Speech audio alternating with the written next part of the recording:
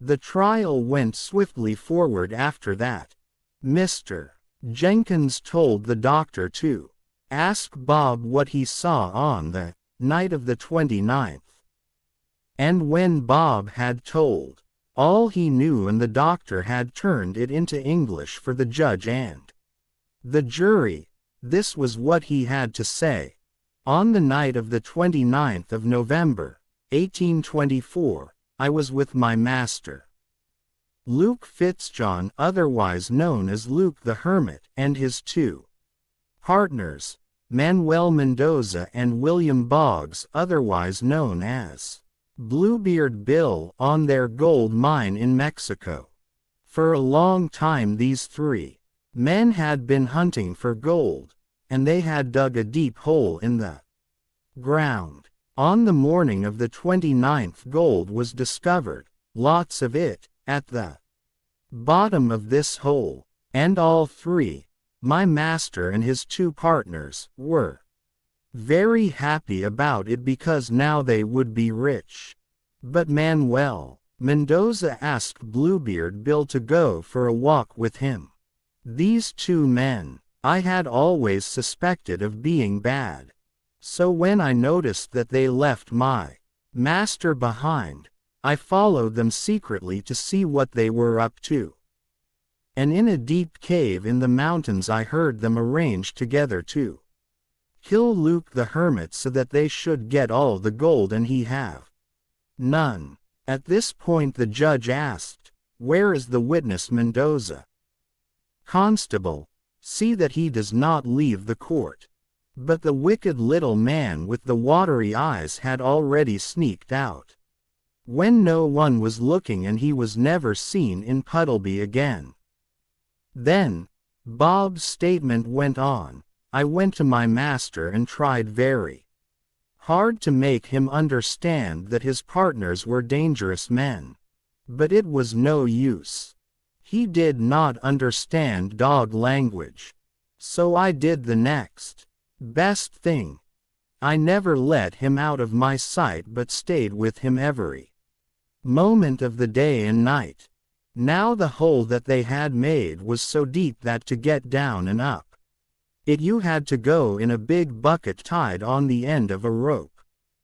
And the three men used to haul one another up and let one another down the mine in this way. That was how the gold was brought up too, in the bucket. Well, about 7 o'clock in the evening my master was standing at the top of the mine, hauling up Bluebeard Bill, who was in the bucket. Just as he had got Bill halfway up, I saw Mendoza come out of the hut where we all lived. Mendoza thought that Bill was away buying groceries. But he wasn't. He was in the bucket. And when Mendoza saw Luke hauling and straining on the rope, he thought he was pulling up a bucketful of gold. So he drew a pistol from his pocket and came sneaking up behind Luke to shoot him. I barked and barked to warn my master of the danger he was in, but he was so busy hauling up Bill, who was a heavy fat man, that he took no notice of me. I saw that if I didn't do something quick he would surely be shot. So I did a thing I've never done before. Suddenly and savagely I bit my master in the leg from behind. Luke was so hurt and startled that he did just what I wanted him to do. He let go the rope with both hands at once and turned round. And then, crash, down went Bill in his bucket to the bottom of the mine, and he was killed. While my master was busy scolding me, Mendoza put his pistol in his pocket, came up with a smile on his face and looked down the mine. "Why, good gracious," said he to Luke, "you've killed Bluebeard Bill. I must go and tell the police," hoping, you see, to get the whole mine to himself when Luke should be put in prison. Then he jumped on his horse and galloped away.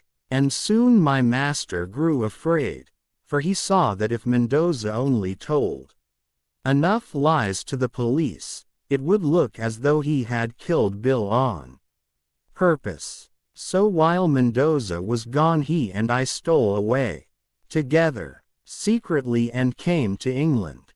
Here he shaved off his beard and became a hermit. And ever since, for 15 years, we've remained in hiding. This is all I have to say. And I swear it is the truth, every word. When the doctor finished reading Bob's long speech, the excitement among the 12 men of the jury was positively terrific.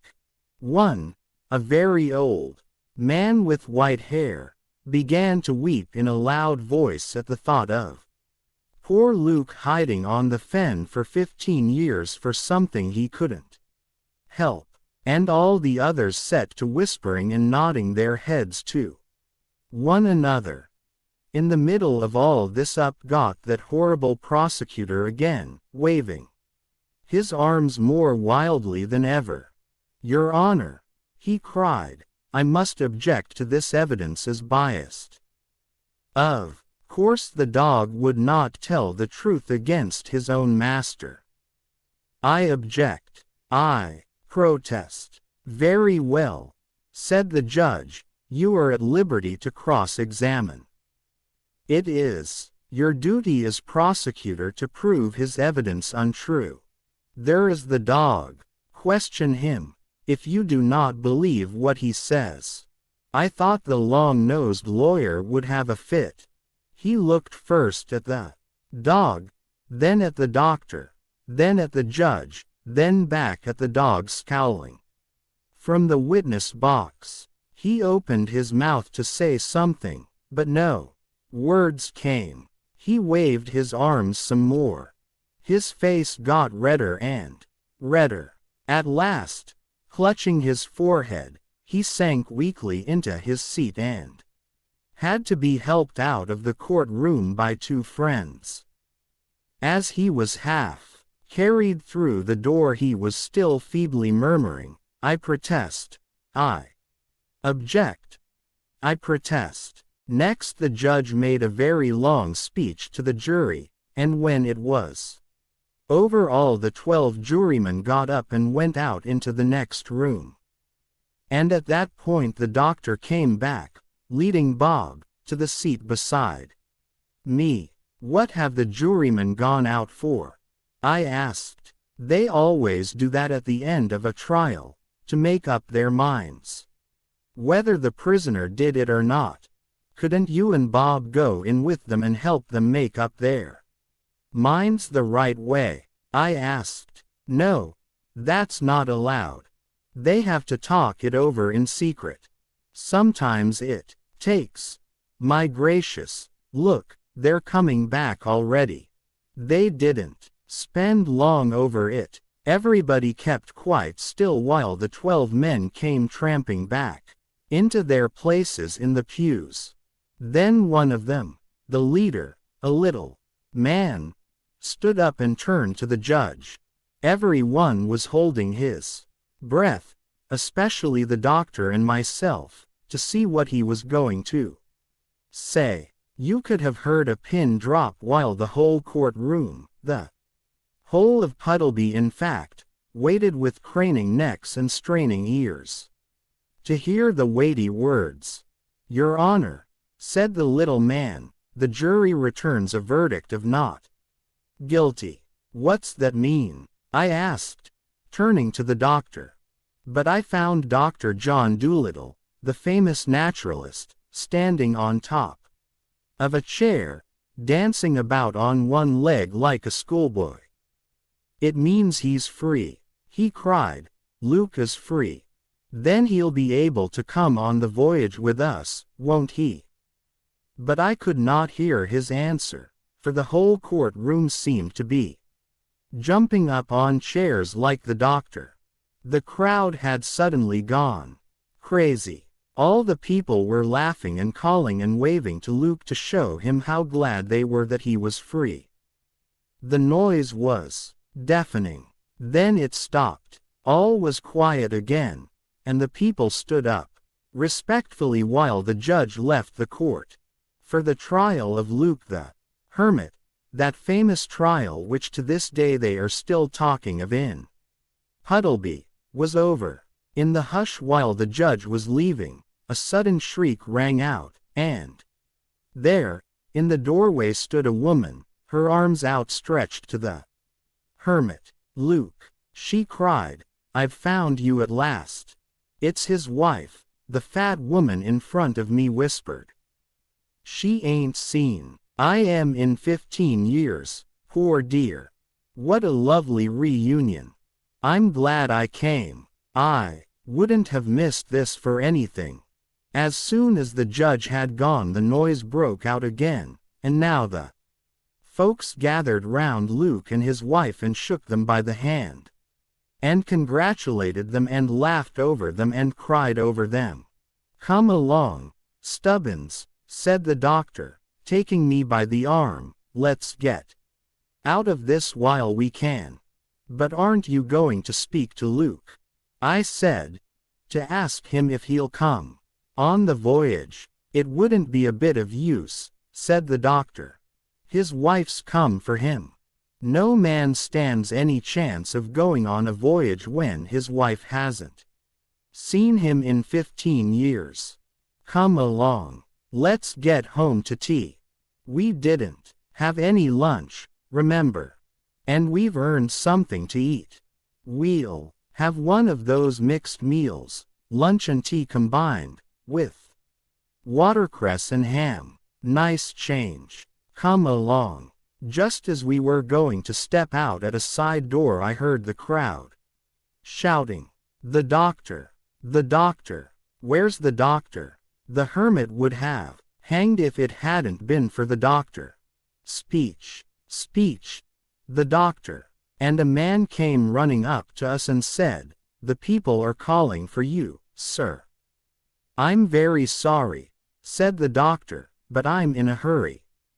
"The crowd won't be denied, sir," said the man. "They want you to make a speech in the marketplace." "Beg them to excuse me," said the doctor, "with my compliments. I have an appointment at my house, a very important one which I may not break. Tell Luke to make a speech. Come along, Stubbins, this way." "Oh Lord," he muttered as we got out into the open air and found another crowd waiting for him at the side door. "Let's go up that alleyway to the left. Quick! Run!" We took to our heels, darted through a couple of side streets and just managed to get away from the crowd. It was not till we had gained the Oxenthorpe Road that we dared to slow down to a walk and take our breath.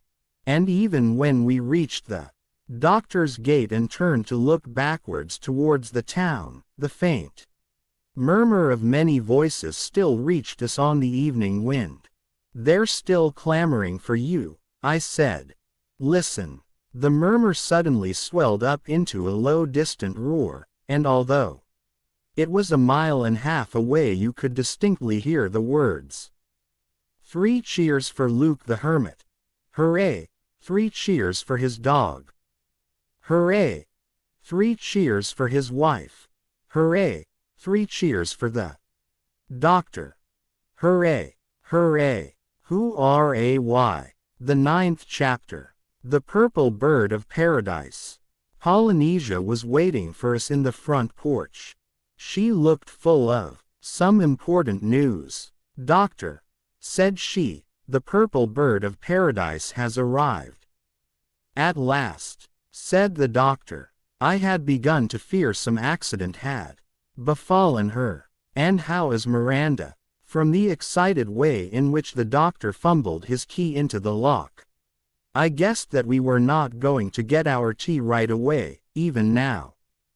I didn't say nothing, Doc, straight I didn't.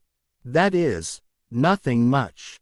I was picking up crumbs off the gravel path when she comes swanking into the garden, turning up her nose in all directions, as though she owned the earth, just because she's got a lot of colored plumage.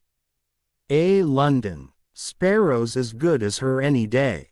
I don't hold by these gaudy, bedizened foreigners nohow. Why don't they stay in their own country? But what did you say to her that got her so offended?